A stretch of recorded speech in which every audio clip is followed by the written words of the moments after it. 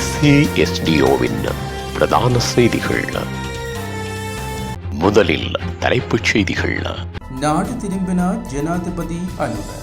இலங்கையில் காற்றாலை திட்டத்தை நிறுத்திய அதானி அதிகாரப்பூர்வ அறிவிப்பு. யாழ்ப்பாணம் சென்னை விமான சேவை வெளியான தகவல். மக்களை ஏமாற்றி 68 கோடி ரூபாயை மோசடி செய்த கும்பல். அரச அச்சகத்தில் ஊழியர் பாதுகாப்பு அதிகாரி மோதல், பதட்டமான சூழ்நிலை.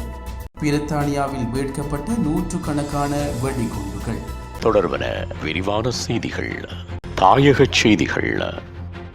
ஐக்கிய அரபு ராஜ்யத்துக்கு சென்றிருந்த ஜனாதிபதி அன்றகுமார் திசாநாயக்க நாடு திரும்பியுள்ளார். 2025 உலக அரச உச்சி மாநாட்டில் பங்கேற்பதற்காக ஜனாதிபதி அன்றகுமார் திசாநாயக்க அங்கு சென்றிருந்தார்.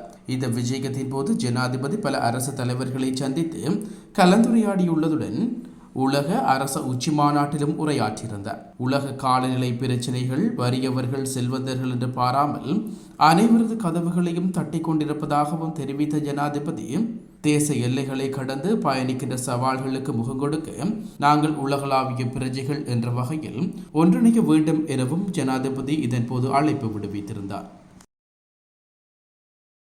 இலங்கையில் திட்டமிடப்பட்ட $1 பில்லியன் காற்றாலை மின் திட்டத்திலிருந்து அதானி கிரீன் எனர்ஜி விலக முடிவு செய்துள்ளதாக கூறப்படுகிறது.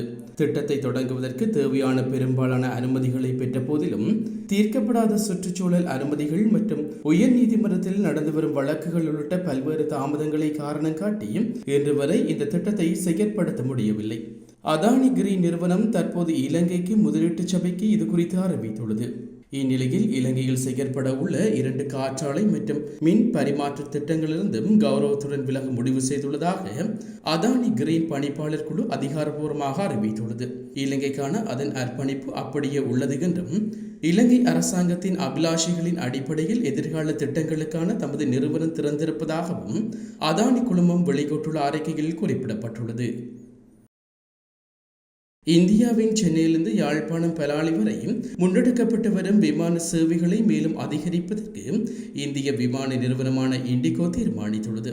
இண்டிகோ விமான நிறுவன அதிகாரிகளுக்கும் வடக்கு மாகாண ஆளுநர் வேதநாயகத்துக்கும் இடையில் இடம்பெற்ற கலந்துரையாடலின் போது இந்த விடயம் தெரிவிக்கப்பட்டுள்ளது. இதன்போது இண்டிகோ விமான நிறுவனத்தினூடாக சென்னைக்கும் யாழ்ப்பாணத்துக்கும் இடையே வாரத்துக்கு 5 நாட்களுக்கு ஒரு விமானத்தை இயக்குகிறது. இந்நிலையில் எதிர்காலத்தில் மேலும் 2 விமானங்களை இயக்க திட்டமிட்டுள்ளதாக தெரிவிக்கப்படுகின்றமை குறிப்பிடத்தக்கது. இலங்கையின் பிரபல நிறுவனம் ஒன்றில் வர்த்தக லட்சணையை பயன்படுத்தி அதனூடாக பாரிய நிதி மோசடி செய்யப்பட்டுள்ளதாக போலீசார் தெரிவித்துள்ளனர். பிரமிக் திட்டம் ஒன்றை இயக்கி சமூக ஊடகங்கள் வாயிலாக 68 கோடி ரூபாய்க்கு மேலதிகமான தொகையை மோசடி செய்துள்ளதாக சந்தேகிக்கப்படும் 2 பேரை கண்டி குற்றப்புலனாய்வு பிரிவு அதிகாரிகள் கைது செய்துள்ளனர். சமூக ஊடக கணக்குகள் வாயிலாக பல்வேறு போட்டிகளை நடத்தி மக்களை ஏமாற்றிய இவரை இவ்வாறு கைது செய்யப்பட்டுள்ளார்கள்.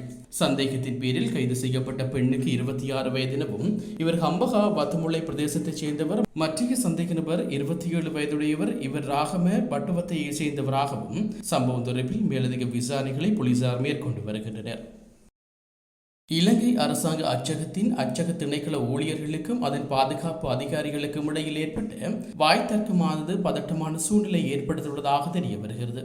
உணவு வாங்குவதற்காக அச்சகத்திலிருந்து வெளியேறிய ஊழியர் அச்சகத்துக்கு திரும்பிய போது பாதுகாப்பு உத்தியோகத்துடன் வாக்குவாதத்தில் ஈடுபட்டுள்ளார்.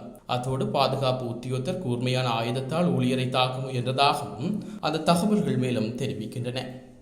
உலகச் செய்திகள்.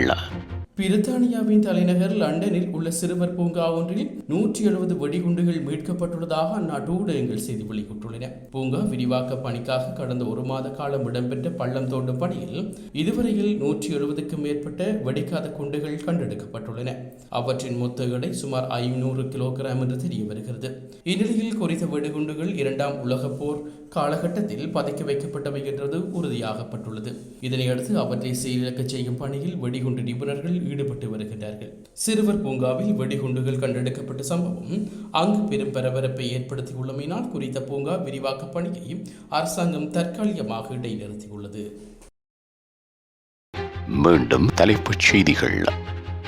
நாடு திரும்பினார் ஜனாதிபதி அனுர.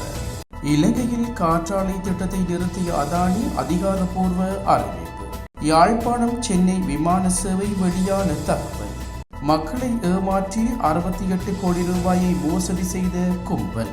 அரச அச்சகத்தில் ஊழியர் பாதுகாப்பு அதிகாரி மோதல், பதட்டமான சூழ்நிலை. பிரித்தானியாவில் மீட்கப்பட்ட 100கணக்கான வெடிகுண்டுகள்.